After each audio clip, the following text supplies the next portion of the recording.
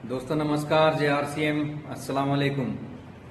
मैं Sauddin Khan, core leader from Haryana district Sonipat. और सबसे पहले मैं धन्यवाद करता हूं यूनिक एजुकेशन सिस्टम का, जिसने मेरे को मौका दिया आप लोगों से रूबरू होने का। और जो है मैं वेलकम करता हूं, आज बहुत सारे नए साथी जो है आज मेरे को लाइव सुन पा रहे हैं, तो आप लोगों का भी वेलकम है। और हमारे पुराने साथी जो भी हैं जो जो लाइव मेरे साथ जुड़े हुए हैं, तो आप लोगों का भी वेलकम है दोस्तों। लेकिन मैं पहले थोड़ी सी बात आप नए साथियों से करना चाहता हूं, क्योंकि जब हम नए साथी पहली बार, आपको किसी ना किसी ने यहाँ पे इनवाइट किया होगा, और जब हम पहली बार हमें कोई इस तरह की बातें बताता है और मीटिंगों के बारे में बोलता है, तो हमारे दिमाग में कुछ चीजें आती हैं, जैसे कि भाई ये तो मेंबर बनाने का काम होगा, मेंबर बनाने का काम है, इसमें तो लोगों को जोड़ा जोड़ी का काम करना पड़ेगा, सामान बेचना पड़ेगा। इस तरह की चीजें जो हैं हमारा जो है दिमाग में चलती रहती है, और हम कभी 5 मिनट रुक जाते हैं वेबिनार में और छोड़ के चले जाते हैं, कभी 15 मिनट, कभी 20 मिनट। लेकिन मैं नए साथियों से एक चीज कहना चाहता हूं दोस्तों, कई बार हमारे दिमाग में आता है कि यार ये कल का लड़का हमें क्या सिखा के जाएगा, मेरे पास तो इतनी सारी प्रॉपर्टी है, मैं तो बहुत बड़ा डॉक्टर हूँ, इंजीनियर हूँ। तो दोस्तों अगर हम इस ईगो के साथ यहाँ पे बैठेंगे तो ये बिजनेस हमें समझ में नहीं आएगा। अगर जिंदगी में हमें बहुत आगे बढ़ना है तो दोस्तों 1 घंटा मैं गारंटी दे सकता हूँ कि 1 घंटा मेरे साथ रुक जाएं, आपकी जिंदगी में बहुत बड़ा परिवर्तन हो सकता है। मैंने धीरू भाई अंबानी जी की एक बुक्स में पढ़ा था कि अमीर बनने के लिए पढ़े लिखे होना जरूरी नहीं है, बल्कि अमीर बनने के लिए पढ़ते लिखते रहना बहुत जरूरी है, जानकारियां लेते रहना बहुत जरूरी है। दिक्कत असल में दोस्तों यहीं पे है कि जहाँ पे हमें रुकना चाहिए वहां पे हम रुकते नहीं, और जहाँ पे हमें नहीं रुकना चाहिए वहां पे हम पूरी जिंदगियां लगा देते हैं। जैसे मैं अभी नए साथियों से बातचीत कर रहा हूँ, होता क्या है दोस्तों, आप सोचिए कि हम जब पहली क्लास से, प्ले क्लास से पढ़ना सीखना शुरू करते हैं, तो 10-15 साल तक हम पढ़ाई लिखाई करते हैं। एक पेशेंस, कितना बड़ा पेशेंस हमारा होता है, हमारे माँ बाप का कितना बड़ा पेशेंस होता है, हमारा खुद का कितना बड़ा पेशेंस होता है। और हम एक ही चीज सोचते हैं कि यार हम जिंदगी में पढ़ लिख जाएंगे, हमें नौकरियां मिल जाएंगी, हमारा बिजनेस में हम कामयाब हो जाएंगे। मैं आप सभी नए साथियों से एक चीज पूछना चाहता हूं दोस्तों, क्या कोई गारंटी है कि कोई नौकरी मिलेगी? क्या कोई गारंटी है कि आप बिजनेस में सक्सेस हो जाओगे? नहीं मेरे भाई, बड़ा अफसोस होता है। मैं बहुत सारे ऐसे दोस्तों को जानता हूं, मैं अपने बारे में थोड़ा सा बाद में बताऊंगा, इसलिए ये चीज आपको बोलना चाह रहा हूं कि जिंदगी में अगर हमें बहुत बड़ा काम करना है, हमें अपने बड़े बड़े बंगलों में रहने का अगर आपका सपना है, बड़ी बड़ी गाड़ियों में घूमने का आपका सपना है, जो है प्लेनों में घूमने का आपका सपना है, तो अपने सपनों को अगर पूरा करना चाहते हो तो दोस्तों उसके लिए थोड़ा सा तो पेशेंस रखना पड़ेगा। और हम सब पेशेंस इतना भी नहीं रखते कि भाई 1 घंटे के लिए चलो मीटिंग में आ ही गए, वेबिनार को हमने शुरू कर ही दिया देखना, तो कम से कम उसको पूरा अटेंड करें, ताकि एक चीज भी अगर जिंदगी में आपको जो दोस्तों समझ में आ गई ना, आपकी जिंदगी को बदल सकती है। मैं जब पहली बार इस तरह की मीटिंग को मैंने एक अटेंड किया था, एक बात ने मेरी पूरी जिंदगी को बदल के रख दिया था, जो भी मैं आपको साथ डिस्कशन करूंगा। तो पढ़ाई लिखाई ये सारी चीजें मैं मना नहीं करता, पढ़ते लिखते रहना, सारी चीजें जो है करते रहे अपनी जिंदगी में। लेकिन मेरे भाई आज मैं देख रहा हूँ लोगों को, लोग डिप्रेशन में हैं, लोगों की नौकरियां चली गई, लोगों के बिजनेस खत्म हो गए। आप सारे हालातों से वाकिफ है, मैं उसमें ज्यादा जाना नहीं चाहता। लेकिन समस्या कहाँ पे है, जब हम अपनी ईगो से बाहर नहीं निकल पाते। मैं अभी एक घटना आपको बताता हूँ। मेरे एक मित्र हैं, बैंक में जॉब करते थे, और जो है अब रिटायर हुए हैं, मतलब जो उम्र उनकी जो है कम से कम 55-60 साल के आसपास है। तो काफी दिनों के बाद उनसे मेरी मुलाकात हुई, और अचानक एक दिन मेरी गली से निकल के जा रहे थे, तो मैंने उनको देखा कि अरे सर आप जो है कैसे, काफी दिनों में मुलाकात हुई। तो मैंने इनको घर बुलाया, बैठे चाय वाय पीने लगे। तो मैंने उनसे पूछा कि अंकल आपके तो जो है 3 बच्चे थे, 2 बेटियां थी, 1 बेटा था, आजकल क्या कर रहे हैं? तो आजकल तो बड़े हो गए होंगे, नौकरी नाकरी करने लगे होंगे। तो उसने कहा कि नहीं यार, वो ऐसा है कि मेरी 2 बेटियां थी, वो दोनों जेबीटी करके जो है, एक बेटी तो जेबीटी करने के बाद 12,000 रुपए की नौकरी करती है एक प्राइवेट स्कूल में। तो मैंने कहा अंकल दूसरी वाली बेटी को तो नौकरी मिली गई होगी। उसने कहा नहीं नहीं, उसको तो वो भी नहीं मिली, वो तो घर पे ही है। तो मैंने उनसे पूछा बेटा क्या कर रहा है आजकल? तो उसने कहा कि मेरा बेटा जो है वो MBA करने के बाद जो है वो भी जॉब कर रहा है। मैंने कहा उसको तो अच्छी जॉब मिल गई होगी। बोला नहीं यार, जॉब कहाँ मिली है, हुंडई की एक एजेंसी है और होंडाई की उस एजेंसी के अंदर 20-25 हजार रुपए में नौकरी कर रहा है और उसके साथ साथ ट्राई कर रहा है दूसरी नौकरी की। मैं आप लोगों से एक चीज पूछना चाहता हूं मेरे भाई कि 15 साल 20 साल पढ़ाई लिखाई पे लगाए, अपने पेट पे पत्थर रख के एक माँ बाप अपने बच्चों को पढ़ाता है कि मेरा बच्चा पढ़ लिख के जो है मेरे सपनों को पूरा करेगा, अपने सपनों को पूरा करेगा।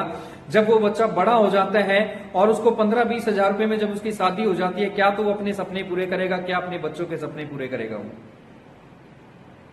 और दिक्कत यहाँ पे क्या आ जाती है ना, जब हम पढ़ लिख जाते हैं तो हमारे दिमाग में एक डिग्री आ जाती है और वो डिग्री हमें कुछ करने नहीं देती। दोस्तों, पढ़ना लिखना अच्छी बात है, सारी चीजें बहुत बढ़िया बात है, लेकिन धीरू भाई अंबानी जी बोलते हैं कि अमीर बनने के लिए पढ़े लिखे होना जरूरी नहीं है, पढ़ते लिखते रहना जरूरी है, जानकारियां लेते रहना जरूरी है। तो जानकारियां लेने में आज कुछ नहीं जाता।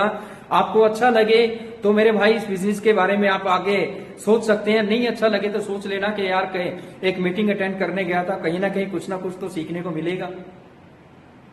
तो मेरी जिंदगी में जो है आज इस बिजनेस के बारे में मैं आपको बताने वाला हूं, ये साबुद्दीन खान क्या था, मेरे को आरसिंग बिजनेस के माध्यम से क्या मिला और मैं कहां तक जो है यहां तक पहुंचा, मेरी एजुकेशन क्या है, मेरी बैकग्राउंड क्या है, तो मैं उसके बारे में थोड़ा सा आपको बताना चाहता हूं। मेरा नाम साबुद्दीन खान है और मैं डिस्ट्रिक्ट करनाल में एक छोटा सा गांव है उपलाना, वहां का मैं रहने वाला हूं। और आज से 80-90 साल पहले की मैं थोड़ी सी बात आपको बता देना चाहता हूं कि मेरे गांव में मिस्त्री का काम हुआ करता था। तो उस जमाने में मिस्त्री का काम करवाने के लिए लोगों को दूसरे गांव में जाना पड़ता था। तो हमारे गांव की एक पंचायत ने डिसीजन लिया कि यार क्यों ना हम जो है किसी मिस्त्री को लाके गांव के अंदर यहीं पे बसा दें और जो है हमें दूसरे गांव के अंदर जाना ना पड़े।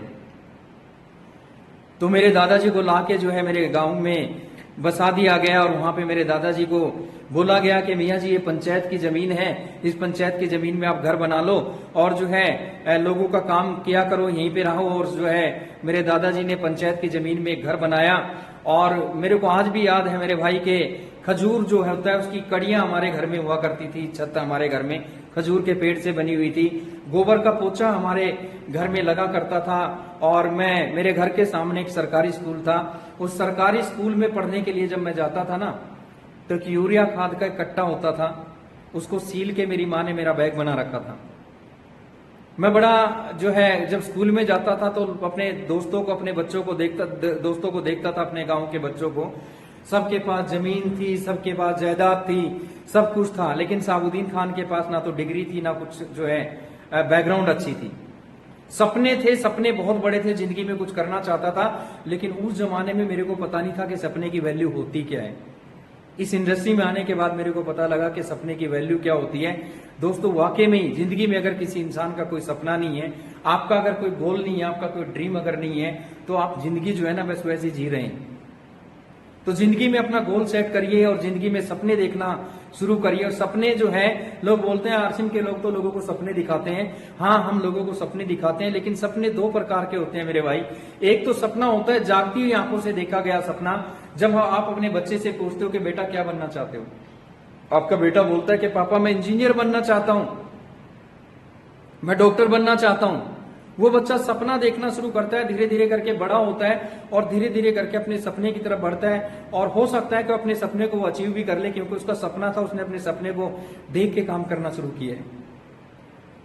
दूसरा इंसान वो होता है मेरे भाई जो सोती हुई आंखों से देखता है सपने, जैसे वो रात को सो जाता है तो वो बन जाता है महाराजा, वो बन जाता है जो है पूरी स्टेट का मालिक, यानी कि सीएम बन जाता है रात को सोते हुए सपने में। और टूटी हुई वो चारपाई और वो खटिया पे सोता रहता है, और जैसे ही सुबह उसकी आंखें खुलती है तो मेरे भाई वही खटिया होती है और वही चारपाई होती है, और सपना खुलते ही हमारे जो है आंखें खुलती है, हमारे सपना जो है चकनाचूर हो जाता है। तो मेरा कहना यह है कि दोस्तों, जिंदगी में सपने देखना बहुत जरूरी है। तो मैं ड्रीमर बहुत बड़ा था, लेकिन मेरे को खुद नहीं पता था कि ड्रीम की वैल्यू क्या होती है, क्योंकि मैं छोटा था। तो जिंदगी में मैं किस तरीके से आगे बढ़ा, उसी के बारे में थोड़ा सा रोशनी डालना चाहूंगा। कि मेरे स्कूल में एक पार्टी थी उस समय पे, और उस पार्टी में एक फोटोग्राफर आया हुआ था। उस जमाने के अंदर फोटोग्राफर की एक वैल्यू हुआ करती थी। तो मेरा अचानक से एक ड्रीम बना कि मैं भी फोटोग्राफर बनूंगा। अचानक से क्या हुआ कि मैंने उस फोटोग्राफर से बात की कि अंकल मैं काम सीखना चाहता हूं, मेरे को फोटोग्राफी सिखा दो। उसने कहा तुम तो बच्चे हो, अपने घर से किसी को लेके आओ, उनसे बात करेंगे। मैं अपने बड़े भाई को लेके जो है उस फोटोग्राफर के पास लेके गया। उस फोटोग्राफर ने मेरे को कहा कि ठीक है तुम आ सकते हो, और मैं फोटोग्राफी का काम सीखने लगा। दोस्तों मेरे को उस याद है उस जमाने में मेरे पापा ने मेरे को साइकिल लेके दी। मेरे गांव से 12 किलोमीटर दूर एक कस्बा था असंध। मैं काम सीखने के लिए फोटोग्राफी का उस साइकिल पे जाता था। सुबह 5 बजे उठता, नहा धो के जब 6 बजे निकलता। सर्दियों के दिनों में हाथ सुन हो जाया करते थे मेरे, और कई जगह जो है रास्ते में हाथों को सेकता था जहां पे आग जलती होती थी। कुछ बुजुर्ग लोग वहां पे होते थे। तो मैं जो है जब वहां पे पहुंचता और फोटोग्राफर की दुकान पे जाके जो है मैं झाड़ू लगाता, उसके शीशों को साफ करता, और 4 साल तक मैंने फोटोग्राफी का काम कंप्लीट किया, सीखा। मेरे को जो है आज याद है दोस्तों, फोटोग्राफर का काम होता था लोगों की मैरिज में मूवी बनाना। मैं मूवी बनाने के लिए जब फोटोग्राफर की जो काम करने के लिए जो है मैं जब मूवी बनाने के लिए मैरिज में जाते थे तो मेरे को हेल्पिंग का काम मिलता। मैं लाइट पकड़ के रखता था साथ में, और एक दुकान मेरे को खोलनी होती थी, मेरे को ही बंद करनी होती थी। एक दिन गलती से चाबी मेरे पास रह गई और सुबह हमें किसी की शादी में जाना था। मूवी कैमरा अंदर पड़ा हुआ था, और तो लेट होने की वजह से मेरे को आज भी याद है कि मेरे उस्ताद ने मेरे को इसलिए मारा था, इसलिए थप्पड़ मारे थे मेरे को कि तुम आज इतनी लेट क्यों आई। गरीबी क्या होती है मेरे भाई, मैंने बड़े नजदीक से देखा, और अमीरी के चोंचले क्या होते हैं वो मैं भी आपको थोड़ी देर में बताने वाला हूँ। फोटोग्राफी का काम कंप्लीट किया, और जो है अपने गांव को छोड़ के जो है अपने डिस्ट्रिक्ट सोनीपत में गोहाना एक जगह है, यहाँ पे मेरी एक सिस्टर रहती थी, मैं उनके पास रहने लगा, और वहां पे फोटोग्राफी का एक मैंने काम शुरू किया।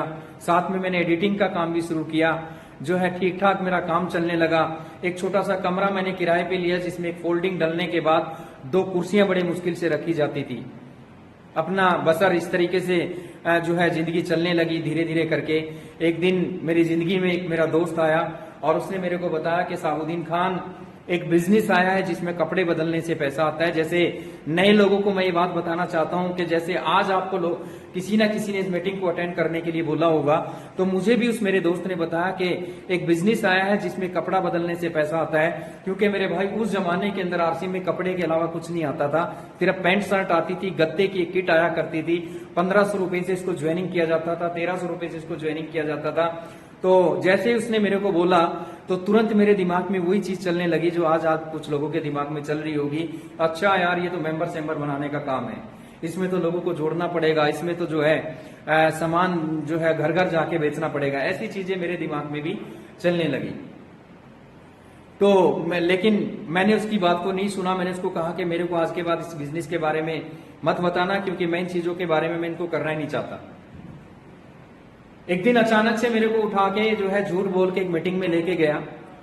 15 से 20 लोग थे उस मीटिंग के अंदर, और एक आदमी बोर्ड पे प्लान दिखा रहा था और वो बोल रहा था कि एक जमाना आएगा कि आरसीएम के लीडर प्लेन से जाया करेंगे, प्लेन से आया करेंगे। मैं बड़े जोर जोर से हंसने लगा। मेरे दोस्त ने मेरे को ऐसे हाथ मारा, पैर मारा कि तुम हंस क्यों रहे हो। मैंने कहा यार मैं इसलिए हंस रहा हूं, ये बंदा इतनी लंबी लंबी फेंक रहा है कि बिना पैसे लगाए करोड़ों कमा लोगे, और जो है प्लेन से जाया करोगे, प्लेन से आया करोगे, तो और तुम लोग इसकी बातें सुन रहे हो। मैंने उसकी बात पे विश्वास नहीं किया। उन लोगों ने उस जमाने में जो है उस बिजनेस को शुरू किया, लेकिन मैंने उस दिन भी इस बिजनेस को ज्वाइनिंग नहीं किया। अचानक एक दिन वो मेरे घर आए और अपने पापा को लेके, उनके पापा की मैं बहुत इज्जत करता था, अंकल है मेरे वो, और उन्होंने कहा कि बेटा हम तेरे पैसे नहीं मार लेंगे, तुम इतना नहीं कर सकते, हमारे लिए ज्वाइनिंग नहीं कर सकते। तकरीबन लोगों ने आरसीएम बिजनेस के अंदर इसी तरीके से ज्वाइनिंग किया, किसी की शर्म में, किसी के प्रेशर में। बहुत कम लोग हैं जिन्होंने खुद अपने मर्जी से आरसीएम बिजनेस को शुरू किया होगा। तो मैंने भी ऐसे ज्वाइनिंग लगाई। तो क्यों नहीं करना चाहता था मैं आरसीएम बिजनेस को, जानना चाहते हो दोस्तों? मैं इसलिए आरसीएम बिजनेस को नहीं करना चाहता था। मैं अपनी स्टोरी को थोड़ा सा यहाँ पे रोकना चाहूंगा, और मैं दूसरी तरफ आपको थोड़ा सा लेके जाना चाहूंगा कि मैं क्यों नहीं जो है मैं आरसीएम बिजनेस को करना चाहता था, और क्यों नहीं मैं इतनी जल्दी इसको शुरू कर पाया। तो उसके पीछे एक राज ये था कि मैं 96 की बात है, 1996 में हमारे देश में एक विदेशी कंपनी आई। उस जमाने के अंदर हिंदुस्तान में हमारे देश के अंदर मल्टी लेवल मार्केटिंग के बारे में ज्यादा लोग जानते नहीं थे। तो 96 में यानी कि 1996 में जब वो कंपनी हमारे देश में आई, तो मेरे एक मित्र थे, वो मेरे को प्लान दिखाने के लिए आए, और उसने मेरे को वही गोले बना के दिखाए, बड़े बड़े सपने दिखाए, और जो है मेरे को एक मीटिंग में ले जाके उसने बिठाया दिल्ली तालकटोरा स्टेडियम में। तो मैं आपको यहां भी एक मैसेज देना चाहता हूं कि जब ये सिस्टम समझ में आता है ना दोस्तों, मीटिंगों से ही समझ में आता है। जो एक्सपीरियंस होल्डर जो लोग हैं, जब हम उनको सुनते हैं तो उनके एक्सपीरियंस से हमें बिजनेस समझ में आता है। आज जो लोग आप मीटिंग अटेंड कर रहे हो, अभी तो हम वेबिनार के माध्यम से, जब तक ये कोरोना की दिक्कत है, उसके बाद जो मैं एक यहाँ पे एक पॉइंट आपको बोल देना चाहता हूं, जो आदमी ये मानता है कि मैं बिना मीटिंग के इस बिजनेस में कामयाब हो जाऊंगा, वो लिखवा के ले जाना जिंदगी में कभी सक्सेस नहीं हो सकता। बिना मीटिंग के, बिना सेमिनारों के, बिना जानकारी लिए आप इस बिजनेस में कामयाब नहीं हो सकते। क्योंकि साबुद्दीन खान अगर एक्टिव हुआ है तो किसी सेमिनार को देख के एक्टिव हुआ है, किसी मीटिंग को देख के एक्टिव हुआ है। तो मैं तालकटोरा में जब मैंने एक ऐसे लीडर को सुना और उसने बताया कि हिंदुस्तान में मल्टी लेवल मार्केटिंग का फ्यूचर क्या है, आने वाले समय में कितना बड़ा बदलाव यहाँ पे होने वाला है, वो सारी की सारी चीजें जब उसने वहां पे बताई तो मेरे दिमाग की घंटियां बजने लगी और मैंने घर आके इसको स्टडी करना शुरू किया। तो मैंने उस कंपनी में काम करना शुरू किया दोस्तों। ये मैं आरसीएम से पहले की बातें आपको बता रहा हूं। क्यों नहीं किया था मैंने आरसीएम, उसकी इसलिए बता रहा हूं। तो मैंने उसमें काम करना शुरू किया, मैंने रात दिन उसमें मेहनत की और लगा रहा, सारी चीजें हुई और जो है धीरे धीरे करके मेरा फोटोग्राफी से फोकस हट गया और मेरा काम, वो काम जो है बंद होने लगा और फोटोग्राफी का काम मेरा बिल्कुल लगभग खत्म की कगार पे आ गया। मेरे माँ बाप मेरे से नेगेटिव हो गए। मेरे दोस्त जो मेरे को जानने वाले लोग थे, मेरे पापा को घर पे बोलने लगे कि तुम्हारा बेटा मेंबर बनाने के काम करने लगा और वो तो बर्बाद हो चुका, उसने तो फोटोग्राफी वगैरह सब कुछ छोड़ दिया है। तो उस जमाने के अंदर जो है मेरे मम्मी पापा ने जो है सोचा कि हमारा बच्चा जो है गलत रास्ते पे शायद चला गया, इसकी शादी कर देते हैं, जिम्मेदारियां पड़ेगी तो सुधर जाएगा। तो दोस्तों मेरे माँ बाप ने मेरी शादी कर दी और जिम्मेदारियां और ज्यादा बढ़ गई। एक दिन की बात है कि मैं कानपुर किसी मीटिंग के अंदर गया हुआ था। मेरे एक दोस्त थे वहां पे जानने वाले, सॉफ्टवेयर इंजीनियर थे, मैं उनके पास बैठा था। मैंने जब उनको अपनी हिस्ट्री बताई और मैं इतना मुश्किल में आ गया कि किराए तक के बारे में मेरे को सोचना पड़ता था। और मैंने जब वहां पे सारी चीजें की तो उस मेरे दोस्त ने कहा कि साबुद्दीन तुम इस बिजनेस में कामयाब इसलिए नहीं हो सकते क्योंकि तुम्हारा जो सर्कल है वो मिडिल क्लास या उससे भी नीचे के क्लास के लोगों के अंदर तुम्हारा सर्कल है। और उस कंपनी के जो प्रोडक्ट थे वो प्रोडक्ट इतने महंगे थे और वो प्रोडक्ट जो है आम आदमी उसको अफोर्ड ही नहीं कर सकता था। मैं किसी कंपनी की बिल्कुल भी बुराई नहीं कर रहा हूं, मैं किसी कंपनी के बारे में गलत नहीं बताने जा रहा हूं, बल्कि ये बताने जा रहा हूं कि नेटवर्क मार्केटिंग में जो इनकम आती है वो टर्नओवर से आती है। और मेरा जो सर्कल था, मेरे सर्कल के जो लोग थे वो बेचारे जो है उस प्रोडक्ट को अफोर्ड नहीं कर पा रहे थे और वो प्रोडक्ट भी ऐसा था कि वो डेली रोजमर्रा के प्रोडक्ट वहां पे नहीं थे, डेली यूज के प्रोडक्ट वहां पे नहीं थे वो। तो मैंने उसको जब 4 साल के बाद उसने मेरे ब्रेन को इस तरीके से सारी चीजें समझाई और मैं परेशान होने लगा तो मैं करूं तो क्या करूं। तो शादी हो गई, मजबूरियां जो है आने लगी और हमारा देश जो है बहुत बुद्धिजीवी लोग इसमें रहते हैं। उसी कंपनी में बहुत सारे लोगों ने काम करके सीख लिया कि इस तरीके से भी पैसा कमाया जा सकता है। और कुछ लोगों ने क्या किया कि हिंदुस्तान के अंदर थोड़े दिन के बाद बहुत सारी कंपनियों ने जन्म ले लिया। किसी ने मुर्गे बेचने शुरू कर दिए, किसी ने बकरे बेचने शुरू कर दिए, किसी ने कहा कि हम आपको बैंक तो 8 साल में डबल देते हैं, हम आपको 4 साल में डबल दे देंगे। दुनिया भर की कंपनियां हमारे देश में आने लगी और लोगों को लूटने खसोटने का काम करने लगी। जिससे हुआ क्या कि मार्केट के अंदर लोगों के अंदर एक दिमाग में ये चीज चली गई कि जितनी भी कंपनियां आती है लोगों को फ्रॉड काम, लोगों का पैसा लूटने के लिए आती है।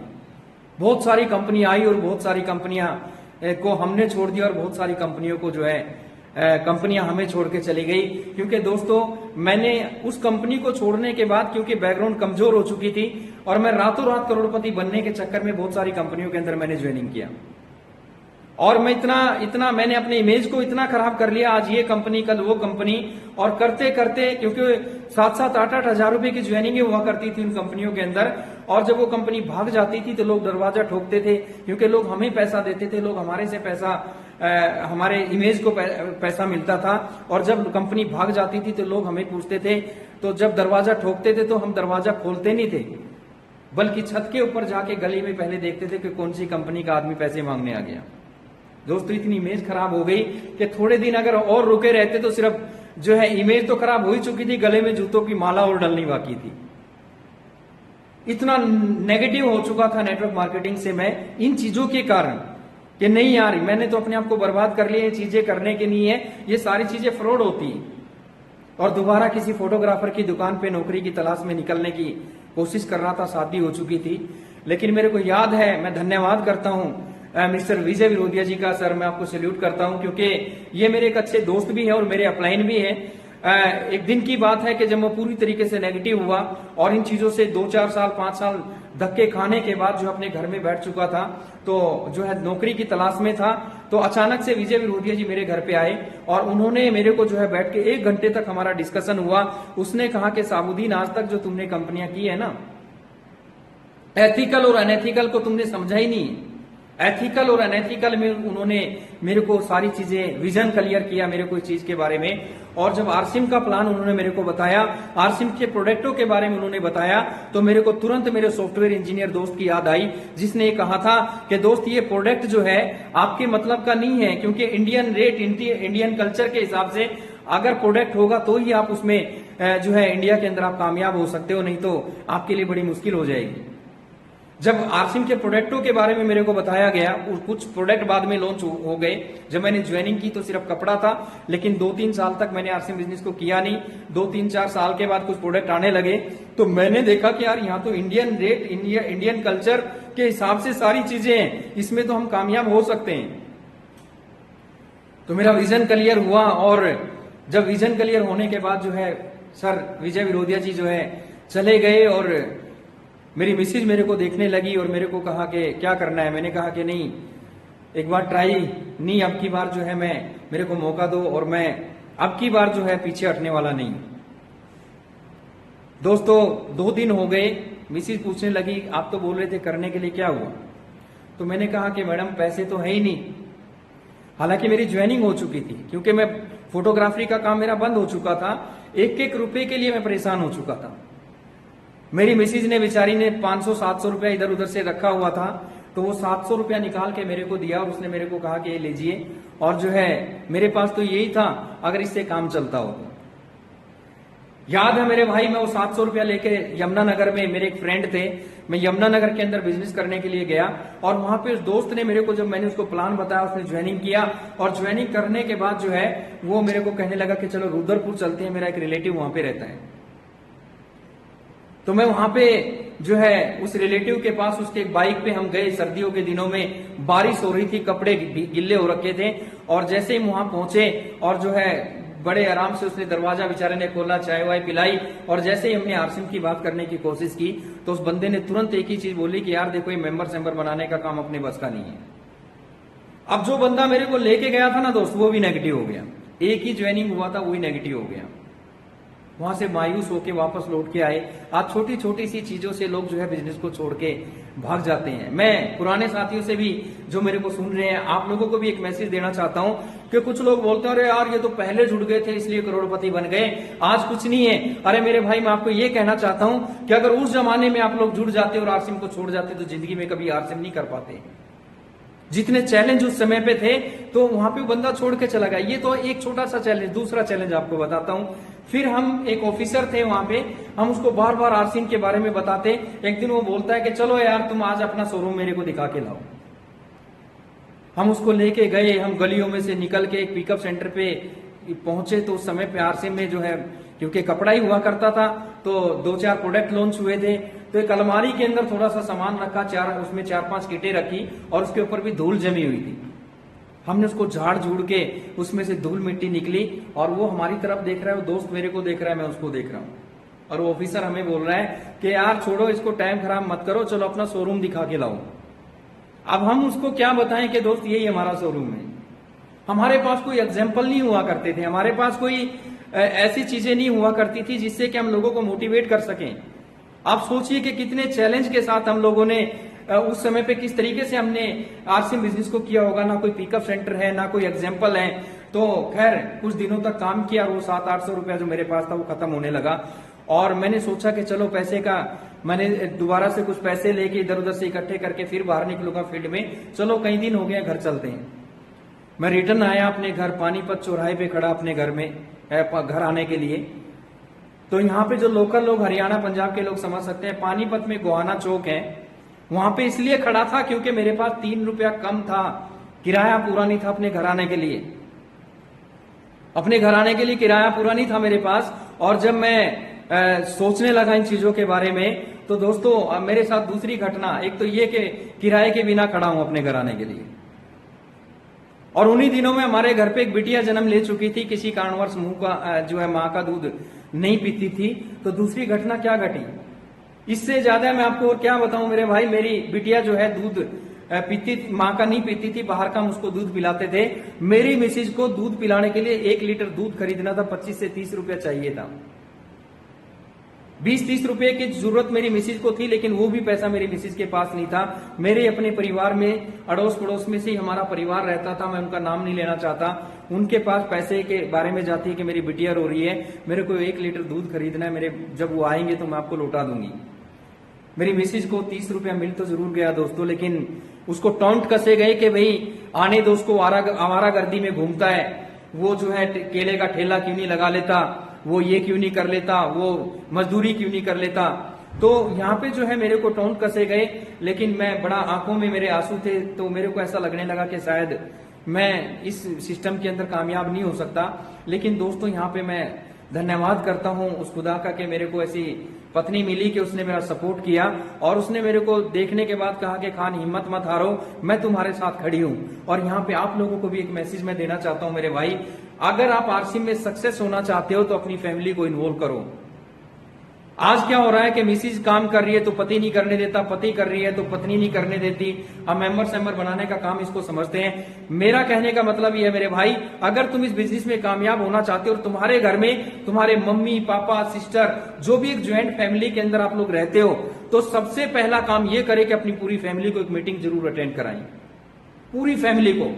अगर तुम्हारी फैमिली मीटिंग अटेंड नहीं करेगी और आप अकेले लगे रहोगे तो आप लिख लेना, इस बिजनेस में कामयाब नहीं हो सकते, आप कहीं ना कहीं फंस के खड़े हो जाओगे। ब्रेकर नहीं चाहते अपनी जिंदगी में, तो एक बार अपने पूरे परिवार को जो है मीटिंग अटेंड जरूर करवाओ। और जब आप ये मीटिंग अटेंड करवा दोगे तो आपका वो पूरा परिवार आपका सपोर्ट करेगा। ये मेरी जिंदगी के वो दिन थे मेरे भाई जिसमें मैं काम करता और बड़ी मुश्किल से जो है ये मतलब दिक्कतें बहुत सारी हम लोगों ने सहन की, लेकिन काम करने लगा, और ज्यादा जुनून के साथ काम किया, और ज्यादा लोगों को बताना शुरू किया। अजनबी लोग जिंदगी में मिलते रहे, और फिर नई तरह का चैलेंज आया लोगों को। फिर मैं आपको दूसरा मैसेज देना चाहता हूं कि लोग छोटी छोटी चीजों से आरसीएम को छोड़ के भाग जाते हैं। दूसरा चैलेंज क्या है कि जब हमारा बिजनेस बढ़ने लगा, और हमारा बिजनेस जब बढ़ने लगा तो फिर दूसरे चैलेंज आने शुरू हो गए। वो दूसरी कंपनियां जो मार्केट के अंदर घूम रही थी, कोई कुछ करने के लिए, रातों रात करोड़पति बनाने के लिए, तो हमारा बिजनेस जैसे ऊपर बढ़ता कोई कंपनी आती और लोगों को प्लान दिखाते और ग्रुप को, उसमें से बहुत सारे लोग छोड़ के चले जाते। मैंने ऐसे ऐसे लोगों को देखा मेरे भाई जो रातों रात करोड़पति बनना चाहते थे, और ऐसी ऐसी कंपनियां हमें बताने के लिए आई कि जैसे आरसीएम भीलवाड़े की कंपनी है, तो एक कंपनी भीलवाड़े से शुरू हुई, जो मेरे को प्लान दिखाने के लिए 2 लड़के आए। उन्होंने मेरे को बोला कि साबुद्दीन तुम इतने दिन हो गए आरसीएम में, यहाँ पे कुछ होने वाला नहीं है, देखो एक कंपनी आई है जो आपको 6 महीने के अंदर करोड़पति बना देगी। मैंने कहा चलो प्लान दिखाओ। उन्होंने मेरे को प्लान दिखाया कि 7,000 रुपए की ज्वाइनिंग है, इस 7,000 के बदले में आपको एक बकरी मिलेगी। और मैंने कहा ठीक है 7,000 में बकरी मिल गई तो फिर इससे कैसे करोड़पति। उसने कहा बकरी 6 महीने में जो है 6 बच्चे देती है, और उसके बाद जो है उसके बकरी 6 महीने में 2 बच्चे देती है, और फिर उसके बाद वो बच्चे 6 महीने में बड़े हो जाते हैं, फिर उनके बच्चे, फिर उनके बच्चे। और मुंगेरी लाल के हसीन सपने दिखा के एक प्लान बताया, और बताया कि ये आपको जो है इस तरीके से करोड़पति बना देगी। क्योंकि मैं सही और गलत को समझ चुका था उस समय तक। मैंने कहा भैया मेरे को तो ये थोड़ा ही बहुत है, मैंने उनको मना कर दिया। और थोड़े दिन के बाद पता चला कि ना तो वहां पे भीलवाड़े के अंदर बकरी का पता, ना बकरी वालों का पता। अब कुछ लोगों ने देखा कि यार ये बकरी वाले तो बढ़िया फ्रॉड कर रहे हैं, बढ़िया लोगों से पैसा कमाने लग रहे हैं, चलो हम भी इनके पेटेंट पे दूसरा काम शुरू करते हैं। फिर एक दूसरा प्लान दिखाने के लिए कोई आया, उसने कहा अरे यार साबुद्दीन खान वो बकरी बुकरी वाले तो बेकार हैं, वो तो 6 महीने में करोड़पति बनाते हैं आपको, हम तो आपको 3 ही महीने में करोड़पति बना देंगे। मैंने कहा तुम भी बताओ भाई। अब उन्होंने दूसरा प्लान दिखाया कि सर वो तो जो है बकरी पालते हैं, हम सुअर पालते हैं, बकरी तो 2 बच्चे देती है, और हम जो है हमारा सुअर जो है 12 बच्चे देता है, और वो आपको 3 महीने के अंदर करोड़पति और मुंगेरी लाल के हसीन सपने दिखाते गए। मेरे को आज भी याद है, एक शर्मा जी हुआ करते थे पानीपत से मेरे भाई, वो BMW ब्लैक गाड़ी के अंदर जो है मेरे को चेक दिखाने के लिए आए कि देखो साबुद्दीन, मैंने आरसीएम को इतने दिन किया, मेरा इतने का चेक था, और आज आरसीएम बिजनेस को छोड़ के मेरा इतने रुपए का चेक है। मैंने कहा कोई बात नहीं भाई, तुम करोड़पति सही, मेरे को थोड़ा ही बहुत है, लेकिन मेरे भाई 2 या 3 साल के बाद ही मैंने पानीपत के अंदर उसको गोलगप्पे बेचते हुए देखा है। तो मेरे भाई पेशेंस के साथ और सब्र के साथ, अगर हम ईमानदारी के साथ अगर हम किसी सिस्टम को करेंगे तो जो है आपको जीवन में बहुत सारी जो है कामयाबी मिलेगी। आपको दुनिया की कोई ताकत आपको कामयाब होने से नहीं रोक सकती। ये तो थे मेरे वो बुरे दिन, जिन चीजों के साथ मैंने काम किया और बड़ी मुश्किल के अंदर मैंने इन कामों को जो है डटा रहा, और बहुत सारे चैलेंज मेरी जिंदगी में आते रहे। कंपनी आई, किसी कंपनी को ने हमें छोड़ दिया और किसी कंपनी को हमने छोड़ दिया, लेकिन थक चुके थे और फिर दोबारा से डिसीजन लिया, किसी अच्छी कंपनी की तलाश में थे, और वो तलाश खत्म हुई आरसीएम में आने के बाद। और लगातार जब से आरसीएम बिजनेस को शुरू किया उसके बाद मेरे भाई इस तरीके से दोनों तरफ लगा के काम करना शुरू किया और मेहनत करनी शुरू करी। बहुत सारे लोग हमारे साथ काम करने के लिए आए और बहुत सारे लोग इस बिजनेस को छोड़ के चले गए, लेकिन हम लगातार इस बिजनेस के अंदर काम करते चले गए। आज ये साबुद्दीन खान, जिस साबुद्दीन खान के पास पेशेंस रखने का जो खुदा ने जो है मेरे को, हम सब लोगों को, जिन जिन लोगों ने पेशेंस रखा उनको क्या मिला उसके बदले में, पेशेंस रखने के बदले में वो क्या मिला मैं आपको बताता हूं। जो साबुद्दीन खान कभी अपने बच्चों को 20 रुपए का दूध खरीदने के लिए तरसता था, अगर आज मैं अपनी पूरी सिटी का भी दूध खरीद लूं, पूरी सिटी से दूध खरीद लूं, तो भी मेरे को पैसे के सोचने के बारे में जरूरत नहीं है। जिस साबुद्दीन खान को छोटे से कमरे में फोल्डिंग डालने के बाद 2 कुर्सियां रखी जाती थी, आज अगर ये साबुद्दीन खान जिस सिटी के अंदर रहता है, छोटे से कमरे के अंदर किराए में रहता था, आज मेरा जो घर है लगभग 2 करोड़ रुपए की कीमत से मैंने अपना घर बनाया। आज जिस हाल में खड़ा होकर जो मैं मीटिंग ले रहा हूं ना मेरे भाई, ये मेरा खुद का मीटिंग हाल है, क्योंकि आज मैं अपनी पूरी सारी चीजें आप लोगों को नहीं दिखा सकता। मेरा अपना खुद का एक यूट्यूब चैनल है साबुद्दीन खान एजुकेशन के नाम से, उस पे मैं अपनी वो वीडियो आपको डालूंगा, उस पे दिखाऊंगा अपना वो ड्रीम हाउस के नाम से मैंने अपना घर बनाया, जिसमें पहली मंजिल पे जो है मीटिंग हॉल है, और दूसरी मंजिल पे मैं खुद रहता हूं, और तीसरी मंजिल पे गेस्ट हाउस है, और चौथी मंजिल के ऊपर मेरा स्विमिंग पूल है। एक छोटा सा सपना जो साबुद्दीन खान कभी जिंदगी में सोच नहीं सकता था कि हम यहां तक पहुंच जाएंगे। 1-1 रुपए का जो है, जो लोग उस समय पे जो लोग मजाक उड़ाते थे, मेरे रिश्तेदारों ने मेरी मजाक उड़ाई, मेरे पड़ोसियों ने मेरी मजाक उड़ाई, लोग जो है तरह तरह की बातें जो है मेरे बारे में बोलते थे कि ये तो लोगों को मेंबर बनाने का काम करता है, न जाने क्या क्या है। आज हम कामयाब मेरे भाई इसलिए नहीं हो रहे हैं क्योंकि लगे हुए हैं 3-4 साल से 5 साल से, लेकिन वहीं पे घूम रहे हैं। अब लोग हमें देख रहे हैं, अरे यार जब तेरा ही कुछ नहीं हुआ तो मेरा क्या करेगा। अरे मेरे भाई खुद को सक्सेस करके दिखा दो, लोग लाइन लगा के तुम्हारे पीछे आएंगे। मेरे को एक स्टोरी याद आ रही है, स्टोरी नहीं बल्कि एक मेरी घटना मैं आपको बताता हूं कि क्या हुआ कि जो लोग मेरी मजाक उड़ाते थे ना, मेरे घर में मेरे बेटे ने जन्म लिया। जब मेरे को 30-30 रुपए के लिए तरसाया गया, दूध के पैसे मेरे पास नहीं हुआ करते थे, मन में एक आग लगी थी कि इन लोगों को जवाब दूंगा, एक कामयाबी का तमाचा इन लोगों के मुंह पे मारूंगा। किसी के साथ लड़ो मत मेरे भाई, अगर जिंदगी में किसी का कुछ करना है, अगर जिंदगी में किसी को जवाब देना चाहते हो तो कामयाब होकर दिखा दो, उसके मुंह पे तमाचा खुद लग जाएगा। मैं उनको जवाब देना चाहता था, तो मैं उनको जवाब देना चाहता तो मेरे घर में एक बेटा हुआ, मैंने उसका बर्थडे का प्रोग्राम रखा। लगभग 2 से 3 हजार लोग मेरे बेटे के बर्थडे में आए। आरसीएम के लोग जो है कश्मीर से लेके और पूरा इंडिया से लोग मेरे बेटे के बर्थडे में आए। हमारे लोकल में जो सिटी में मैं रहता हूँ, यहाँ पे डीएसपी थे, एक डीएसपी बदन सिंह राणा जी, वो मेरे बेटे के बर्थडे पे आए, और एक डीएसपी थे हमारे सफीदों से, वो मेरे बेटे के बर्थडे पे आए। हमारा लोकल प्रशासन सारा मेरे बेटे के बर्थडे में आया। आदरणीय सुरेंद्र जी वंश, राकेश शर्मा, विजय विरोधिया जी, ये सारे के सारे मेरे अपलाइन, मेरे अच्छे दोस्त भी थे और सारे मेरे अपलाइन भी थे, मेरे बेटे के बर्थडे में आए। और मेरे रिलेटिव भी यहाँ पे आए। एक साइड में खाना चल रहा था, उस खाने के अंदर मध्यम एक म्यूजिक चल रहा था, जिए जा आरसीएम के संग। एक तरफ डीजे लगा हुआ था, रोड के ऊपर गाड़ियों की लाइन लगी हुई थी। अब जो लोग दुकानें खोले हुए बैठे थे सड़क के ऊपर, जिनकी दुकानें थी, जो लोग मेरा मजाक उड़ाते थे, वो देखने लगे कि यार ये साबुद्दीन खान तो वो आदमी है जो छोटे से कमरे में किराए पे रहता था, आज इसने क्या कर दिया, इतने बड़े बड़े ऑफिसर, इतना बड़े बड़े लोग इसके बच्चे के बर्थडे में आए हुए हैं। हैरान होने लगे।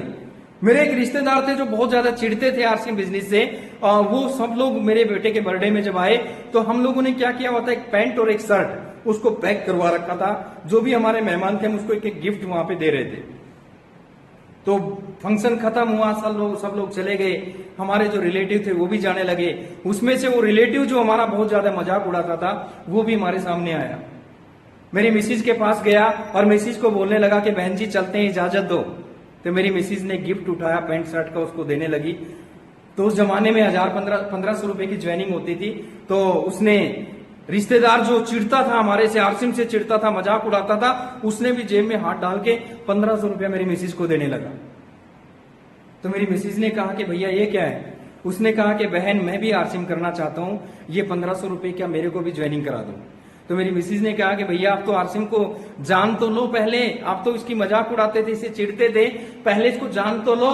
अब वो दोस्त क्या बोलता है, क्योंकि 2 दिन से यहाँ पे देख रहा था, जहां पे खाना चल रहा था टेंट के अंदर, वहां पे भी चल रहा था जिए जा आरसिम के संग।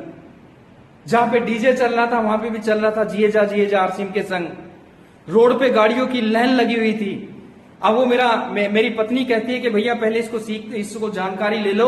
अब वो रिश्तेदार बोलता है कि बहन 2 दिन हो गए मैं यहाँ पे देख रहा हूँ, चला टेंट में भी आरसीएम है, डीजे पे भी आरसीएम है, रोड पे भी आरसीएम है। आज भी अगर मेरे को आरसीएम समझ में नहीं आएगा तो कभी समझ में नहीं आएगा। मेरे भाई जो दिखता है वो बिकता है। उसने मेरी सक्सेस को देख के तुरंत अपने बिना कहे उसने पैसे निकाल के देने की कोशिश की कि मेरी भी ज्वाइनिंग करा दो। और जब तक मैं सक्सेस नहीं था, खुशामद करनी पड़ती थी, लोग सुनना पसंद नहीं करते थे। अभी जिस घर के अंदर मैंने शिफ्ट किया, आदरणीय सुरेंद्र जी वत्स मेरे घर की ओपनिंग के लिए आए और यहाँ पे कम से कम 2000 लोग ओपनिंग पे आए। फिर यहाँ पे सारा प्रशासन मौजूद था। आज मेरे भाई जो आदमी मेरे घर के आगे से निकल जाता है, वो जो आदमी जो मेरी टीम के लोग विजिट कराने के लिए मेरे घर की लेके आते हैं कि सर ये देखो आरसीएम से सपना पूरा हुआ है, तो लोग मेरे घर को देख के आरसीएम ज्वाइनिंग कर लेते हैं। मेरे को आरसीएम समझाने की जरूरत नहीं पड़ती। तो मेरे भाई पहले खुद सक्सेस होके दिखाइए। हम दूसरों के पीछे पड़े रहते हैं कि भाई एक लाइन मेरा अपलाइन चला देगा, एक लाइन मेरी चल जाएगी।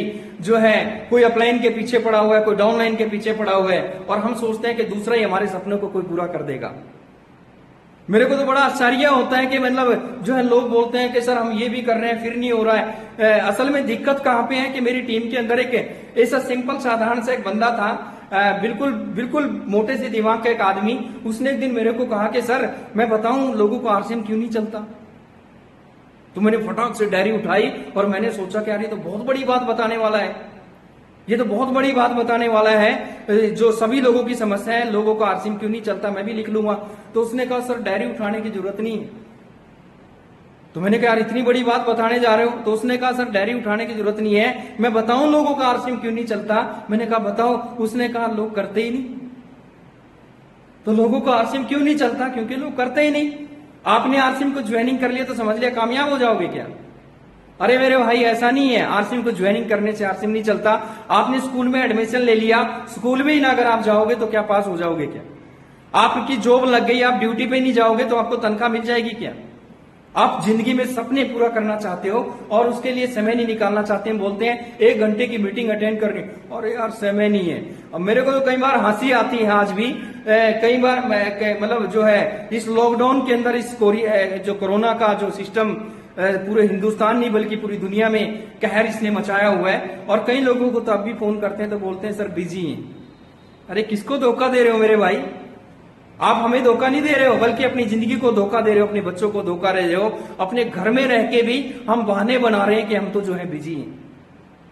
कहां पे बिजी हैं मेरे भाई?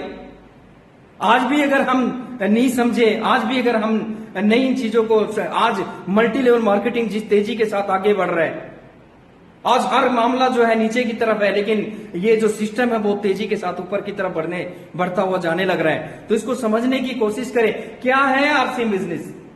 अरे मेरे भाई क्या है RCM business? Manufacture to customer, यानी कि जो नए साथी हैं, मैं आप थोड़ा सा आपको बता देना चाहता हूं कि करोड़ों रुपए की मैंने बात कर दी।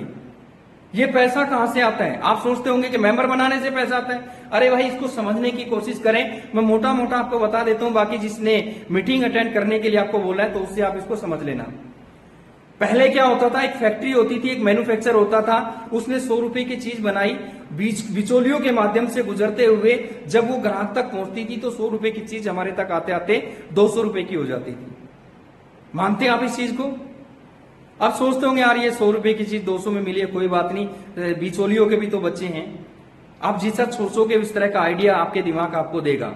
आपको थोड़ा सा दर्द होना चाहिए इस चीज को लेके कि आपने 100 की चीज बनाई, कंपनी ने आप तक पहुंचते पहुंचते 200 रुपए की हो गई, आपका बीच में चला गया 100 रुपया। कोई खास दर्द नहीं हुआ, लेकिन आज मैं थोड़ा सा दर्द करूंगा अगर समझने की कोशिश करेंगे तो। दूसरा सवाल करता हूं, 1000 रुपए की चीज बनी, आपको कितने में मिलेगी? बिचौलियों के माध्यम से आके 2000 की। बिचौलियों में कितना चला गया? 1000। कुछ दिक्कत हुई? थोड़ी बहुत नहीं हुई कुछ लोगों को। चलो, अगर 10,000 रुपए की चीज कंपनी ने बनाई, बिचौलियों के माध्यम से आप तक जो है 20,000 रुपए की पहुंची, तो आपका बिचौलियों पे कितना चला गया? 10,000। कुछ दर्द हुआ? नहीं हुआ ना? चलो, थोड़ा सा नहीं हुआ अभी तक कुछ लोगों को। अगर 1 लाख रुपए की चीज बनी कंपनी में, बिचौलियों के माध्यम से तक आते आते अब तक कितने की हो गई? 2 लाख रुपए की। बीच में कितना चला गया? 1 लाख रुपया। कुछ दर्द हुआ? अगर एक इंसान 60-70 साल की जिंदगी जीता है और वो मजदूरी भी अगर करता है ना मेरे भाई, वो पूरी जिंदगी में 1 करोड़ रुपया तो कमा ही लेता होगा। लेकिन क्या उसके पास होता है? नहीं होता मेरे भाई। उसने अपनी जिंदगी में 1 करोड़ रुपया कमाया और 50 लाख रुपया बिचौलियों को दे दिया।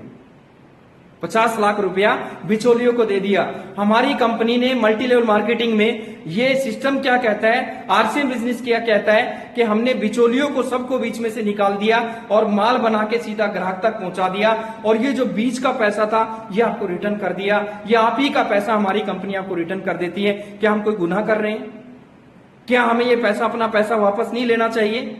अभी तो हमारे देश के प्रधानमंत्री जी बोल के गए हैं कि स्वदेशी का प्रोडक्ट अपनाओ, और वो हमारे देश के लिए बोल के गए हैं। कुछ लोग बोलते हैं कि अंग्रेजों के टाइम पे हम भी होते तो 2-2 हाथ कर लेते। मेरे भाई क्या कर लेते? 2-2 हाथ। सोच के देखो मेरे भाई, आज इन चीजों के बारे में अगर हम गहराई से सोचेंगे ना, मैं तो कई बार अपने सेमिनार मीटिंग में बोलता हूं कि मैंने रामदेव जी की एक सीडी सुनी थी, और उस काफी पहले सुनी थी रामदेव जी की एक सीडी। उसमें रामदेव जी बोलते हैं कि अगर विदेशों से काला धन आ जाएगा तो हमारे देश में चांदी की सड़कें बन जाएगी और सोने की लाइटें लग जाएंगी। मैं साबुद्दीन खान आपको गारंटी दे सकता हूं, इससे कितने फायदे होंगे अगर हिंदुस्तान का हर आदमी आरसीएम बिजनेस का प्रोडक्ट खरीदना शुरू कर दे, अपने स्वदेशी प्रोडक्ट को खरीदना शुरू कर दे, तो इससे फायदा क्या होगा? काला धन आएगा नहीं आएगा मेरे को नहीं पता, लेकिन एक गारंटी मैं जरूर दे सकता हूं, अगर हर इंसान ईमानदारी से यहां से प्रोडक्ट लेना शुरू कर दे और ये बिचौलियों का पैसा वापस आना शुरू हो जाए, तो यहाँ पे जो है ना, चांदी की सड़कें नहीं बल्कि सोने की सड़कें बन सकती है और सोने की लाइटें लग सकती है मेरे भाई। आप सोच के देखिए, आप एक गांव के रहने वाले हैं, आपके एक गांव के अंदर 5 लाख रुपए का खर्च डेली होता है, उसमें से 2.5 लाख रुपया बिचौलियों के पास चला जाता है। अगर 5 लाख को 30 दिन से गुना करें तो कितना हो गया? उसका 50% निकाल के देखो। अगर आपके गांव के विकास में लग जाएगा तो क्या आपको किसी मंत्री संतरी के पीछे घूमने की जरूरत पड़ेगी? नहीं मेरे भाई। हमारे आरसीएम बिजनेस करने से दूसरा पहला फायदा तो क्या है कि आपको ये पैसा तो मिलता ही है फाइनेंशियली, आपको जो जिस चीज के पीछे हम सारी जिंदगी दौड़ते हैं पैसा आपके घर में रिटर्न आता है। दूसरा फायदा क्या होता है कि जब हम यहां से प्रोडक्ट खरीदते हैं तो उसका 100% बिल हमें मिलता है। क्या मिलता है? बिल, जिससे हम अपने देश की सेवा कर सकते हैं, हम अपने देश के प्रति वफादार रह सकते हैं। आज एक चीज बताइए, जितने भी लोग हम मार्केट से सामान खरीद के लाते हैं, कितने लोग हैं जो बिल लेके आते हैं? नहीं लेके आते। यहां से जब सामान खरीदोगे तो आपको बिल मिलेगा। ये कितना बड़ा बेनिफिट है, जानना चाहते हो? आप लोगों ने नायक एक पिक्चर देखी होगी जिसमें अनिल कपूर एक दिन का सीएम बनता है। वो बोलता है सीएम बनते ही कि मेरे देश के लोगों जहां से सामान खरीदते हो ना, बिल लो। महाराष्ट्र गवर्नमेंट का एक एग्जाम्पल दिखाया था उस पिक्चर के अंदर। तो लोग बिल मांगना शुरू कर देते हैं और शाम को जब हिसाब किताब करते हैं तो 200 करोड़ रुपया महाराष्ट्र गवर्नमेंट के खजाने में जमा हो जाता है सिर्फ बिल मांगने से। देखिए है ना पिक्चर नायक, देखी है, लेकिन उसमें चीजें देखिए, हीरोइन बड़े काम की थी, गाने बड़े अच्छे थे, मैसेज किसी ने नहीं समझा, उसको बड़े ध्यान से देखना। 200 करोड़ रुपया महाराष्ट्र गवर्नमेंट के अकाउंट में जमा हो जाता है। और आज हमारे देश में कितनी स्टेट है मेरे भाई? 30 स्टेट है, 30। और 30 को अगर 200 से गुना कर दिया जाए तो 6000 करोड़ रुपया डेली हमारा टैक्स चोरी हो रहा है। और 6000 करोड़ रुपया डेली अगर मान लेते चोरी होता है तो 6000 करोड़ इंटू में 30 दिन कर दिया जाए तो कैलकुलेटर भी फेल हो जाएगा। इतना मोटा पैसा हमारा वापस देश के काम आ सकता है। हम देश के लिए जो है कुछ कर सकते हैं इस सिस्टम के माध्यम से। पहला फायदा, हमारे घर में जो बिचौलियों के पास पैसा जाता तो वो रिटर्न आएगा। दूसरा फायदा, हमारे देश को टैक्स जाएगा। और तीसरा फायदा कि मार्केट्स के अंदर आज मैं यहाँ पे दिखा नहीं सकता आप लोगों को, हमें ओरिजिनल सामान खाने को यहाँ पे मिलेगा। आज मार्केट के अंदर जो मिल रहा है, मैं क्लिप है मेरे पास उसकी, कि धनिया पाउडर के अंदर जानवरों का गोबर मिला के बेचा जा रहा है, हल्दी के अंदर पीली मिट्टी मिला के बेची जा रही है मेरे भाई, और चाय की पत्ती के अंदर चमड़े के जूते को पीस के मिला के बेचा जा रहा है, चमड़े के जूते को पीस के मिला के बेचा जा रहा है। कुछ लोग बोलते हैं अरे आरसीएम का सामान तो महंगा है। अरे मेरे भाई, बिना जानकारी लिए मार्केट में टाटा का नमक कितना का है और आरसीएम का कितने का पहले पता तो करो जाके। अरे मार्केट में लिबर्टी का जूता जो है वो 3000 का मिल जाएगा और उसी जैसा जूता मार्केट में आपको 300 रुपए का मिल जाएगा। हम जिंदगी भर कमाते हैं, अगर हमारी हेल्थ ही सही नहीं रहेगी, खान पान की वजह से हमारी हेल्थ ही अगर खराब हो जाएगी तो क्या करोगे उस पैसे का। तो ओरिजिनल सामान आपको यहां से मिलता है। और चौथी चीज, यहां पे बड़ा नुकसान क्या हो रहा है, मैन्युफैक्चर टू कस्टमर के बीच में एक माध्यम और होता है जिसको बोलते हैं एडवर्टाइजमेंट। इतना गहरा असर उस चीज का हमारे ऊपर पड़ गया है कि जो भी हम टीवी पे देखते हैं उसी को खरीद के लाते हैं, करोड़ों रुपया हमारा एडवर्टाइजमेंट में चला जाता है। मेरे भाई, इस सिस्टम के अंदर हमने सब चीजों को बीच से निकाल दिया, एड को निकाल दिया, बिचौलियों को निकाल दिया, वो सारा पैसा बचा के वापस एक ग्राहक को, एक आम आदमी के, एक गरीब आदमी के घर में रिटर्न पहुंचता है। तो क्या हम गुनाह कर रहे हैं क्या? नो मेरे भाई। टीवी का कितना गंदा असर हमारे दिमाग पे पड़ गया। अरे मेरे भाई, आप सोच के देखो इस चीज को कि मैं तो हंसता हूं कई बार कि मैं एक बार हैदराबाद एयरपोर्ट से बाहर निकला और मैंने देखा एक बहुत बड़ा बोर्ड लगा हुआ है। उस बोर्ड पे जो है एक लड़की छपी हुई है, उसके कपड़े भीगे हुए हैं और नीचे लिखा हुआ है अंबुजा सीमेंट का कमाल है। काफी देर तक समझ में ही नहीं आया कि इसका मतलब क्या है। तो फिर बाद में समझ नहीं आया कि यार यहाँ पे इस लड़की की जगह अगर खली की फोटो होती तो अच्छा लगता कि शायद सीमेंट से कोई अच्छा मजबूत उससे बना होगा, लेकिन वहां पे लिखा है कि एक अंबुजा सीमेंट का कमाल है। हद हो गई मेरे भाई, दिमाग बिल्कुल ब्लॉक कर दिया उन लोगों ने हमारा। और हम इसलिए सीमेंट अंबुजा का खरीद के, जिसकी नजर उस बोर्ड पे पड़ी होगी ना, इसलिए अंबुजा खरीद के ले आया कि अरे वहां पे एक लड़की की फोटो लगी थी, नीचे लिखा था अंबुजा सीमेंट का कमाल है। इसलिए मेरे भाई हम वहां से उस प्रोडक्ट को खरीद के ले आते हैं। और भी बहुत सारे इसी तरीके के एग्जांपल हैं। जिन लोगों को जिस चीज के बारे में पता ही नहीं, वो लोग उस प्रोडक्ट की ऐड करते हैं वहां पर, हम खरीद के ले आते हैं। हमारा करोड़ों अरबों रुपया जो है उस सिस्टम के बीच में चला जाता है। हम वो पैसा भी वहां से बचा के जो है लोगों को जो है वापस जो है लोगों के घरों तक वापस पहुंचाते हैं। मेरे को आज एक चीज समझ में नहीं आती मेरे भाई, लोग बोलते हैं हम करोड़ों रुपए की बातें करते हैं, यहां से करोड़ों रुपया आ जाता है, ऐसा थोड़ी हो सकता है। अरे मेरे भाई, मैं आपको थोड़ा सा एक वापस लेके जाता हूं कि बिना पैसे लगाए करोड़ों रुपया कैसे कमाया जा सकता है। मैंने किताब के अंदर पढ़ा था कि इंसान अगर समय के साथ अपने आप को नहीं बदलेगा तो पिछड़ जाएगा, और समय के साथ जो लोग अपने आप को बदल लेंगे वो कामयाब हो जाएंगे। कैसे आ सकता है करोड़ रुपया? थोड़ा सा एक मैं प्रैक्टिकल दूंगा, मैं किताब की बात नहीं करूंगा आपसे। मेरे को याद है कि मेरे पापा ने मेरे को एक चीज बताई कि हमारे गांव में एक बहुत बड़े अमीर आदमी थे, उसके पास बहुत ज्यादा जमीन थी 80-90 साल पहले मेरे दादाजी के टाइम में। तो उस जमाने में मेरे दादाजी आ रहे थे रास्ते से, एक बकरा खरीद के लेके आए। क्या लेके आए? एक बकरा खरीद के लेके आए। तो रास्ते से वो आदमी मिला जो हमारे गांव का अमीर आदमी था, और मेरे दादाजी को कहने लगा कि मियाँ जी बकरा तो बहुत अच्छा है। उसने कहा हाँ जी। उसने कहा यार एक काम करिए, बकरा मेरे को दे दे और वो जहां तक जमीन पड़ी हुई है तुम रख लो। तो मेरे दादाजी ने कहा मेरे को पागल समझा है क्या, मैं बकरा दे दूं तेरे को? तो मेरे दादाजी ने जो है उसको बकरा नहीं दिया। आज मेरे भाई वो जो जमीन मेरे बकरे के बदले में मेरे दादा को मिल रही थी ना, करोड़ों रुपए की जमीन है जो मेरे दादा को एक बकरे के बदले में मिल रही थी, लेकिन उस समय पे उस जमीन की वैल्यू 0 थी और बकरे की वैल्यू ज्यादा थी। जिन लोगों ने 200 रुपए गज में प्लॉट खरीदे हुए हैं ना दोस्त, आज एक प्लॉट भी सही ढंग की जगह पे खरीद लिया, करोड़पतियों की लिस्ट में आ चुके हैं। आज भी आप लोगों को प्लान दिखा रहे हैं लोग आपको, भाई साहब एक प्लॉट खरीद ले। RCM business multi level marketing जो है बहुत तेजी के साथ आगे बढ़ रहा है, और लोग ऐसे नखरे करते हैं, ऐसे दूर भागते हैं हमारे से, जैसे हमने 12 वोल्ट का उनको करंट मार दिया हो, जैसे हमने कोई बहुत बड़ा गुनाह उन पे कर दिया हो। इस तरह की चीजें वो लोग सोचते हैं। बड़ी हैरानगी होती है कि बदलाव की बात कर रहा हूं कि जमाना बदला कि नहीं बदला मेरे भाई। 200 रुपए गज में जो जमीन बिकती थी, आज वो लाखों रुपए गज में जमीन बिक रही है। तो कैसे वो 200 रुपए गज की जमीन लाखों में चली गई? तो कैसे यहां पे बिना पैसे लगाए करोड़ों रुपए कैसे आ सकता है? मैं आपको समझाने की कोशिश कर रहा हूं। तो जमाना बदल रहा है और जमाने के साथ हमें बदलना चाहिए। मेरे पापा जी बोलते थे कि भाई एक समय की बात है कि यार कैसा जमाना आ गया, आज के शादी के अंदर लड़के लड़कियों की शादियों पे इतना पैसा लगता है, इतना दहेज देते हैं, गरीब आदमी बच्चों की शादी नहीं कर सकता। मेरी जब शादी हुई थी ना, तो मेरी शादी के अंदर कुछ भी नहीं खर्चा हुआ था। जो है मेरी जब बारात गई थी तो इतने गधे, इतने घोड़े, इतनी बैलगाड़ियां मेरे बारात के अंदर गई थी और कुछ भी ज्यादा खर्चा नहीं आया था। तो मैंने पापा से पूछा कि पापा आपकी बारात कितनी किलोमीटर गई थी? उसने कहा कि 30 किलोमीटर गई थी। तो मैं हंसने लगा। तो पापा ने पूछा तू हंस क्यों रहा है? मैंने कहा पापा अगर आपकी सगाई कलकत्ता में हो जाती हरियाणा से, तो आधी जिंदगी तो पैदल निकलने में निकल जाती, रास्ते में पैदल चलते चलते निकल जाती आधी जिंदगी, हमारा क्या होता। लेकिन आज जमाना बदला, एक आदमी को दिल्ली से कलकत्ता जाना है तो मात्र जो है वहां से दिल्ली से एयरपोर्ट से पकड़ो फ्लाइट और जो है सीधा कलकत्ता 2 घंटे के अंदर पहुंच जाओ।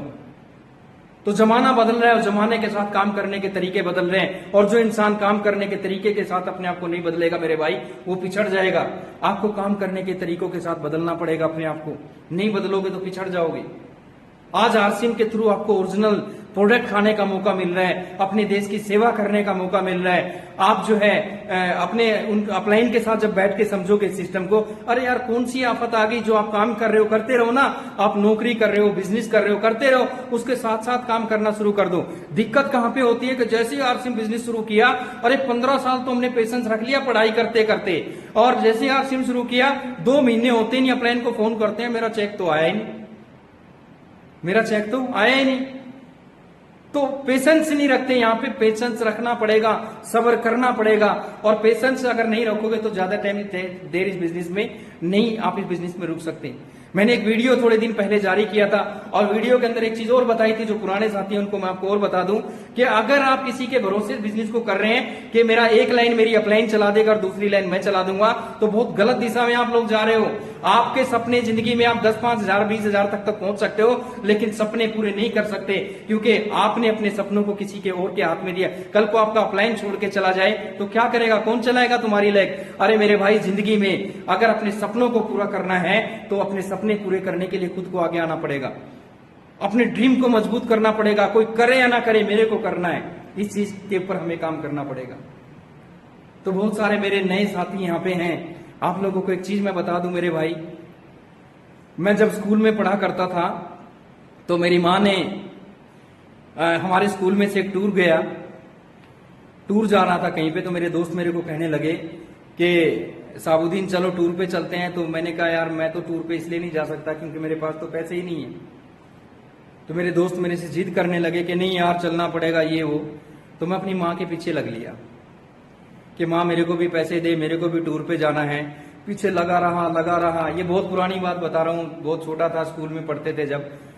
तो बेचारे बैकग्राउंड कमजोर होते हुए भी मेरी माँ ने मेरे को 500 रुपया दिए, और गुस्से में जब उसने मेरे को 500 रुपया दिया तो मेरे को बोला कि ले साबुद्दीन ले, लेकिन जिंदगी में कुछ कर ले, नहीं तो पछताएगा जिस दिन तेरे घर में वो आ जाएगी, पछताएगा जिस दिन तेरे घर में वो आ जाएगी। मेरे को समझ नहीं आता था कि मेरी माँ मेरे को क्या कहना चाह रही है, मेरे को क्यों डराती है कि यार दुनिया की शादियां होती है, मेरे को क्यों शादी से मेरी माँ डराती है कि तेरे को पता लग जाएगा जिस दिन वो आ जाएगी। आज जितने भी नए साथी मेरे को सुन रहे हैं या पुराने साथी मेरे को सुन रहे हैं, अपनी माँ का मैसेज आप लोगों को देना चाहता हूं। मेरे भाई, आज के टाइम पे जो है मैं टूर पे गया वहां पे 500 रुपया लेके, और जो है आज मेरे को समझ में आया कि मेरी माँ मेरे को क्या कहना चाहती थी। जब मेरी शादी हुई ना, तो मैं गुहाना में अलग रहता था, मम्मी पापा गांव में रहते थे। तो मेरी मिसिज ने शादी होने के तुरंत बाद मेरे को बोला जी एक डायरी पेन निकालना। अब नई नई शादी हुई थी, मैंने सोचा कि कोई शेरो शायरी लिखवाएगी, खुश हुआ। लेकिन थोड़ी देर के बाद ही उसने बोला कि लिखो 1 किलो नमक। मैंने लिखा 1 किलो नमक। फिर बोला कि लिखो 1 किलो उड़द की दाल। मैंने लिखा 1 किलो उड़द की दाल। फिर बोला कि लिखो 1 किलो उड़द की दाल। मैंने कहा तेरा दिमाग खराब है, हमारी नई नई शादी हुई है, इसका मतलब ये थोड़ी है कि उड़द की दाल 2 बार लिखवाएगी। तो मिसिज ने कहा कि तुम्हें पता नहीं है कि उड़द की 2 तरह की दाल आती है, एक धुली हुई दाल आती है, एक बिना धुली हुई दाल आती है। दोस्तों, दिमाग खराब हो गया, क्योंकि जब तक माँ बाप ने कमा के दिया पता नहीं था कि दाल कौन सी आती है। जब खुद कमा के लाना पड़ा तो पता चला कि दाल की 2 किस्म होती हैं। तो लिखवाया उसने 1 किलो उड़द की दाल, 1 किलो मूंग की माल, 1 किलो मसूर की दाल, 1 kilo lipstick, 1 kilo salwar kameez. और जब इतना बड़ा टोटल लग के आया तो पसीने निकल के आए और मेरे को याद आई मेरी माँ, पता लग जाएगा जिस दिन तेरे घर में वो आ जाएगी। ये बात मेरे को उस दिन समझ में आई। आजकल के बच्चों को हम बोलते हैं कि भैया आरसिम का प्लान देख ले, आरसिम समझ ले, तो ऐसे दौड़ते हैं, ऐसे करंट मारते हैं जैसे हमने उनको कोई बहुत बड़ा गुनाह कर दिया, उनको करंट मार दिया उन लोगों को। आजकल के बच्चों का यंग जो है उनका स्टैंडर्ड क्या है जानना चाहते हैं ना? आजकल के यंग बच्चों का स्टैंडर्ड क्या है, जिनको हम आरसीएम बताकर कूद के पढ़ते हैं जैसे बहुत बड़े दिक्कत। जब उनको फोन वो किसी को करते हैं आज के टाइम पे जो है, तो फोन करते हैं तो मिस कॉल करके छोड़ते हैं, अंदर से डब्बे बने पड़े, और आरसीएम की बात करते दूर दौड़ते हैं एकदम से। आजकल के जो यंग ब्लड हैं, माफ करना मेरे भाई, मेरे को मैं अपनी माँ की बातें आपको बताने लग रहा हूं। तो आजकल यंग बच्चों की जब सगाई मंगनी हो जाती है, सगाई हो जाती है, एक तरफ कोने में लगी होती है लड़की, एक तरफ कोने में लगा होता है लड़का। मेरी जान तू आ तो जा, तेरे लिए सितारे तोड़ के ले आएंगे, तेरे लिए चांद तोड़ के ले आएंगे। और वो जमीन आसमान चांद सितारे सब जमीन पे होते हैं जब उनकी मंगनी होती है। थोड़े दिन के बाद जब उनकी शादी हो जाती है, और शादी होने के बाद जब वो जान घर पे आती है और दिवाली का त्योहार आता है या ईद का त्योहार आता है, और वो जान बोलती है मेरी जान तू तो चांद सितारे तोड़ के लाने वाला था, तू मेरे लिए 3000 की एक साड़ी ला के दे दे ना, तो उसके चांद का पता लगता ना उसके सितारों का पता लगता। और उस दिन बड़ी शर्मिंदगी से अपनी गर्दन को जो है ना नीचे झुकाना पड़ता है, और जो है बड़ी शर्मिंदगी का दिन होता है जब अपनी पत्नी के सामने गर्दन झुकानी पड़ती है। आज ये साबुद्दीन खान आपको गारंटी देता है, इस बिजनेस के अंदर कम से कम टेक्निकल के लेवल तक आप पहुंच जाओ, इस बिजनेस के अंदर कम से कम एक लेवल आप अच्छे लेवल तक आप पहुंच जाओ, कभी शर्मिंदगी के साथ आपको अपनी पत्नी के सामने सर झुकाने की जरूरत नहीं पड़ेगी मेरे भाई। तो आरसीएम बिजनेस जो है वो कोई मामूली मेंबर सेंबर बनाने का काम नहीं है। एक दिन में 1 घंटे में बहुत सारी चीजें आपको नहीं समझाई जा सकती। जिस आदमी ने आज आपको इस मीटिंग के लिए बुलाया है, आप उसके साथ बैठिए, मैन टू मैन बैठ के आप इसको समझिए, इसका फ्यूचर क्या है वो समझिए, आने वाला समय मल्टी लेवल मार्केटिंग का किस तरीके से इसका भविष्य है वो समझिए। आज इसको अमीर गरीब जो है, पढ़े लिखे अनपढ़ सब तरह के लोग इस बिजनेस को जो है बहुत तेजी के साथ करने लग रहे हैं मेरे भाई, बहुत तेजी के साथ इस बिजनेस को करने लग रहे हैं। तो आप इन चीजों को देखते हुए जब आगे बढ़ोगे तो सीख के अपने अपलाइन के साथ इसमें कुछ चीजें, छोटी छोटी चीजों का ध्यान रखें। जिस आदमी ने आपको ज्वाइनिंग कराया है उसकी रिस्पेक्ट करें, अपने अपलाइन की इज्जत करें, अपनी डाउनलाइन की भी इज्जत करें। कई बार हम जो है थोड़ा सा जैसे ही सिस्टम को सीख लेते हैं तो अपलाइन को तो ऐसा समझते हैं कि कई लोग समझते हैं, लेकिन सभी लोग ऐसे नहीं होते। बहुत जल्दी लीडरशिप उनके अंदर आ जाती है और वो सोचते हैं हम तो कंप्लीट हो गए, हम तो संपूर्ण हो गए, और वो अपने प्लान को इग्नोर कर देते हैं, साइड में कर देते हैं और सब कुछ खुद करने की कोशिश करते हैं। याद रखना मेरे भाई, इस बिजनेस के अंदर अगर आप सक्सेस होना चाहते हो, अगर अपलाइन को साइड में रख के बिजनेस को करोगे तो जिंदगी में कभी कामयाब नहीं हो पाओगे। अपलाइन वो नहीं होता जिसने आपको ज्वाइनिंग कराया, अपलाइन वो होता है, जरूरी नहीं है कि वो आदमी ने जिसने आपको ज्वाइनिंग कराया वो आपका अपलाइन है, हो सकता है वो छोड़ के चला जाए। जो आपका ग्रोइंग अपलाइन है, जो आपको फोन करता है, जो आपकी चिंता करता है, जो आपको आगे लेके बढ़ना चाहता है, आप उसके टच में रहिए। अपलाइन को इग्नोर करके, अगर मैंने अपनी उस वीडियो में के अंदर भी ये बताया था कि अगर अपने माँ बाप को, अगर अपने बच्चों से अपनी पिटाई करवानी है तो अपने माँ बाप को पीट दो। आप अपने अपलाइन के साथ जैसा व्यवहार करेंगे, मैं गारंटी दे सकता हूं वैसा व्यवहार आपकी डाउनलाइन आपके साथ करने वाली है। तो आप उसके ऊपर जब काम करें तो वो सारी चीजें, और मैं अगली वीडियो जो है जब भी दोबारा मौका मिलेगा यूनिक एजुकेशन के माध्यम से मैं फिर आप लोगों से मुलाकात करूंगा, क्योंकि लगभग मेरा 1 घंटा ये पूरा हो चुका है। ये जो यूनिक एजुकेशन सिस्टम है इसको जो है सब्सक्राइब करें और जो है दूसरे लोगों तक इसको शेयर करें और जो है लोगों तक इसकी जानकारी पहुंचाएं। मैं तो हैरान हूं कि पूरे हिंदुस्तान में इतनी बड़ी आरसीएम की हमारी टीम है और बहुत बड़ा जो है आज व्यूअर हमारे इस यूट्यूब चैनल के हो चुके हैं, लेकिन फिर भी मैं कहता हूं कि दोस्त अगर आरसीएम वाले ठान ले तो क्या नहीं कर सकते। आप ज्यादा से ज्यादा, हम ये भी रिकॉर्ड बनाए कि हिंदुस्तान के अंदर अगर यूट्यूब पे कोई चैनल सबसे ज्यादा देखा जाता है तो यूनिक एजुकेशन सिस्टम देखा जाता है। तो दोस्तों मैं इसी बात के साथ कि आप लोगों को, मेरे को नहीं पता, मैंने अपनी जिंदगी का एक्सपीरियंस जो मेरे साथ घटनाएं घटी वो मिली जुली करके आप लोगों को बताने की कोशिश करी। अगर मेरे से कोई गलती हुई है मेरे से शब्दों में, उसके लिए मैं आप सब लोगों से क्षमा चाहता हूं और फिर दोबारा से आप लोगों से मुलाकात करूंगा। और जो है मेरा खुद का अपना चैनल है यूनिक एजुकेशन सिस्टम, उसके माध्यम से मैं दोबारा से फिर आप लोगों के बीच में आता रहूंगा। और दोबारा से मुकेश कोठारी जी जो हमारे ग्रेट अपलाइन है यूनिक एजुकेशन सिस्टम के, सर मैं आपको धन्यवाद करता हूं, आपने मेरे को मौका दिया। और सभी कोर लीडर का, मैंने जितने भी कोर लीडर अब तक आ चुके हैं मैंने सबको सुना है, मेरे को इतना मजा आया, मेरे को बहुत कुछ सीखने का मौका मिला। और आप सब लोगों का जो है इतना प्यार मिलता है पूरी कोर बॉडी का कि हम एक सपना लेके चले कि हिंदुस्तान को हम दोबारा से फिर सोने की चिड़िया बनाएंगे और हम उसमें जो भी हमें झोंकना पड़ा अपनी पूरी ताकत लगा देंगे। फिर दोबारा आप लोगों से मुलाकात होगी दोस्तों। जय आरसीएम, जय हिंद दोस्तों।